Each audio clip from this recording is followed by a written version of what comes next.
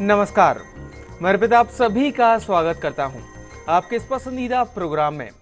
दोस्तों, हमारी हमेशा कोशिश रहती है आपको नई जानकारी देने की और हर रोज लेकर आते हैं हम आपकी समस्या के समाधान। आज फिर कुछ नई जानकारी के साथ रहेंगे हम आप सभी के साथ आपके इस पसंदीदा प्रोग्राम गुड लक टिप्स में।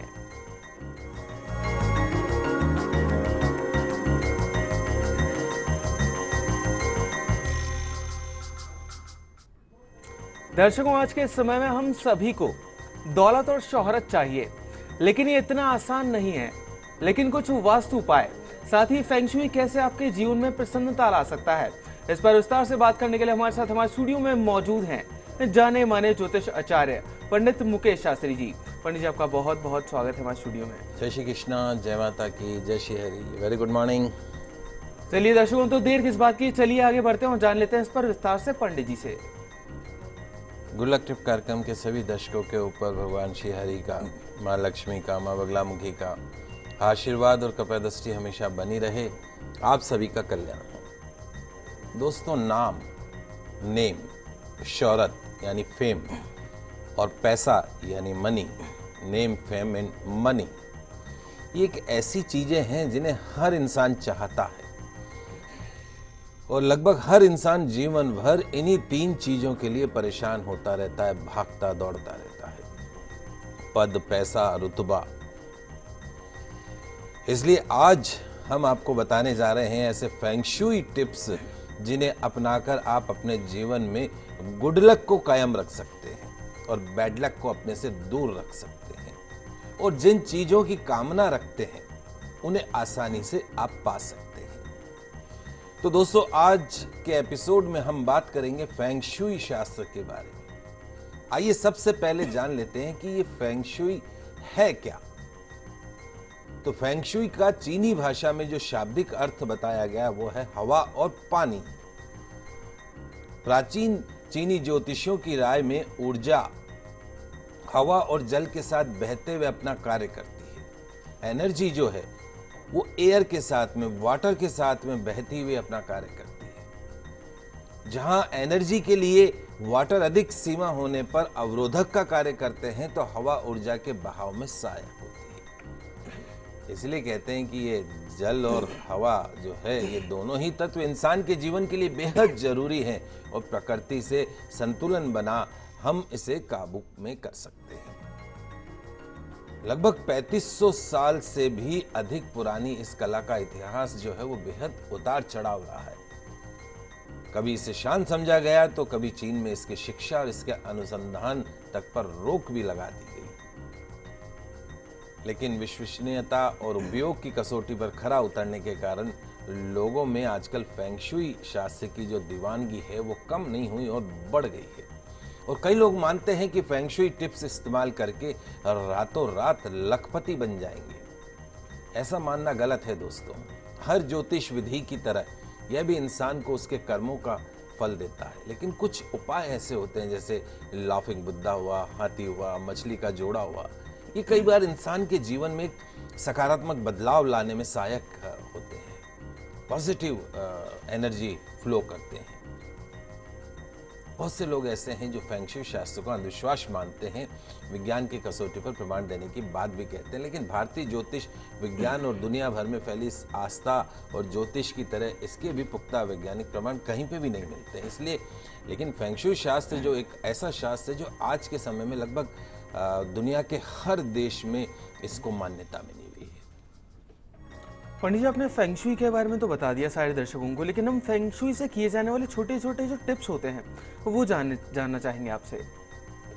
दोस्तों, आपका घर एक ऐसा प्लेस होता है जहां लगभग आप अपने दिन के 12 से 15 घंटे आप व्यतीत करते हैं।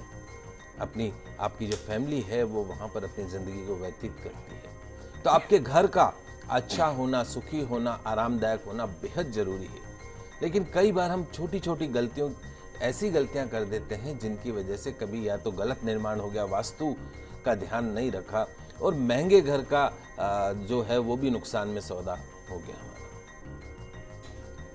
तो इस घाटे को घटाने के लिए अगर आप पूरे घर को नहीं बदलना चाहते हैं, अगर आपके घर में वास्तु दोष है और पॉजिटिव एनर्जी नहीं, बहुत ज़्यादा नेगेटिव एनर्जी है, तो आप छोटे छोटे जो इम्पोर्टेंट टिप्स हैं उनको इस्तेमाल कर सकते हैं। तो आइए जानते हैं आपके घर के लिए कुछ फेंग शुई टिप्स। सूर्य की रोशनी। फेंग शुई और वास्तु दोनों के अनुसार घर में सूर्य की नेचुरल लाइट बहुत जरूरी है। तो घर की खिड़कियों को हमेशा खुला रखिए ताकि पॉजिटिव एनर्जी फ्लो करे। दरवाजा, जहां तक संभव हो ईस्ट या नॉर्थ फेस जो है उसका मुख्य द्वार होना चाहिए। ईशान कोण में भी दरवाजा बना सकते हैं। पश्चिम मुखी जो भवन है उसमें पश्चिम उत्तर कोण और दक्षिण मुखी भवन में जो द्वार है वो दक्षिण पूर्व में होना चाहिए। बंद घड़ियां, घर में जो घड़ियां बंद पड़ी हैं उन्हें या तो घर से हटा देना चाहिए या फिर उसे चालू कर देना चाहिए। बंद जो घड़ियां हैं वो बैड लक को आमंत्रित करती है, इसलिए कभी भी घर में बंद घड़ियां मत रखिए। बहुत से लोगों को आदत होती है घड़ियों का कलेक्शन करते हैं, बहुत सारी घड़ियां हैं, उसको ड्राइंग रूम में सजा रखा है, ऑलमोस्ट हर घड़ी बंद है। तो आप अपने बैड लक को इनवाइट करते हैं अगर आपके घर में बंद घड़ियां हैं। झाड़ू, घर में झाड़ू का उपयोग करने के बाद उसे इस तरह रख देना चाहिए कि किसी की भी उस पर नजर ना लगे। फेंग शुई शास्त्र के अनुसार झाड़ू का संबंध घर की धन और संपत्ति से होता है। ऐसे में अगर सबकी नजर आपकी संपत्ति पर लगे तो उसे सही नहीं माना जाता है। कालीन, आजकल जो है वो घर को साफ और सुंदर दिखाने के लिए पूरे घर में कालीन बिछाया जाता है। कालीन बिछाना कोई शुभ नहीं माना जाता, इसे गलत माना जाता है। पूरे घर में कालीन बिछा देने से जो पॉजिटिव एनर्जी है वो अंदर फ्लो नहीं कर पाती है, इसलिए पूरे घर में कालीन नहीं होना चाहिए। मंदिर, घर के मंदिर में कम से कम भगवानों की मूर्ति और तस्वीर लगाने के बारे में फेंग शुई शास्त्र कहता है कि लिमिटेड चीजें होनी चाहिए जिसकी आप नियमित रूप से सेवा कर सके, या आप जब पूजा करने बैठे तो आपको बोरियत नहीं हो, आप उकताए नहीं कि अरे इतनी सारी तस्वीरें हैं, इतने भगवान हैं, इन सब की पूजा करनी है। लिमिटेड रखिए। घर के मुख्य द्वार पर कभी भी शीशा नहीं लगाना चाहिए। बाथरूम के दरवाजे के ठीक सामने भी कोई शीशा नहीं होना चाहिए, ध्यान रखिए। अगर घर के मुख्य द्वार के सामने आपने शीशा लगा दिया, मिरर लगा दिया है, तो पॉजिटिव एनर्जी घर के बाहर से अंदर आई, शीशा उससे वो रिफ्लेक्ट होकर वो वापस बाहर चली जाती है। ग्लासेस का कम से कम यूज कीजिए।